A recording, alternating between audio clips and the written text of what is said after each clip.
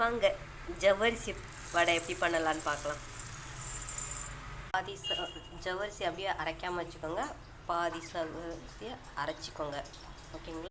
ஜவ்வரிசி அரைக்கக்குள்ளே சோம்பு கொஞ்சம் சேர்த்துக்கோங்க. அரைச்சி ஊற்றிட்டு வெங்காயம் போட்டுக்கோங்க, பச்சை மிளகாவும் கருவேப்பிலையும் போட்டுக்கோங்க. அதோட சால்ட்டு கொஞ்சம் சேர்த்துக்கோங்க. ஒயிட் ப்ரெட் எடுத்துக்கோங்க, தண்ணியில் லைட்டாக டிப் பண்ணிவிட்டு அதை அப்படியே புழிஞ்சிட்டு நம்ம யூஸ் பண்ணிக்கலாம். இந்த ப்ரெட்டும் மிக்ஸ் பண்ணிக்கலாம். இது எல்லாத்தையும் போட்டு பெதறிக்கலாம். நல்லா நல்லா பிணைஞ்சி வச்சுக்கோங்க.